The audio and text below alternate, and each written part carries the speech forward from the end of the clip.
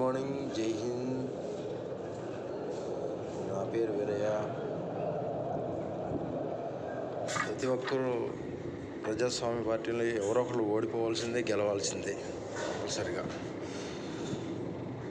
అది ఒక ఎంజాయ్మెంట్కి తీసుకోవాలి, కానీ ఒక సీరియస్నెస్ ఎవరిలో ఉండకూడదు నా ఉద్దేశ ప్రకారం.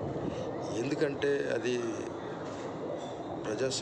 ప్రజలు ఎన్నుకోబడిన ప్రభుత్వం కాబట్టి ఏదైనా కానీ లైట్గా తీసుకోవటం.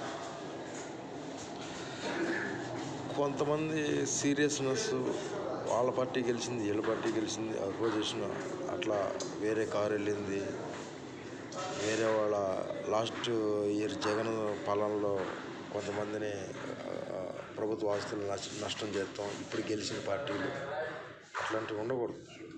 అది ఏదైనా కానీ ప్రజల సొమ్ము, ప్రజలు సేఫ్గా చూసుకోవాలి, కానీ అన్నెసరీగా నష్టం చేయకూడదు. అది చేయనందువల్ల మన ఇంట్లో మనమే నష్టం చేసుకున్నట్టు ఉండేది.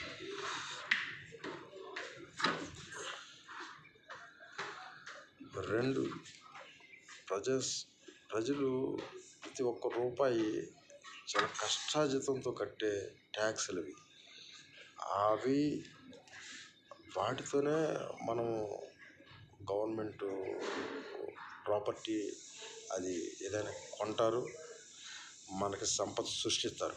అందుకనే జగన్ ఓడిపోయారు, లేదంటే తెలుగుదేశం గెలిచిందని లాస్ట్ గవర్నమెంట్ సంబంధించిన ఆస్తులు కానీ అట్లాంటివన్నీ నష్టం చేసినందువల్ల మనం ఎక్స్ట్రా ట్యాక్స్ మనమే కట్టాల్సి. అది చేయవద్దు దయచేసి.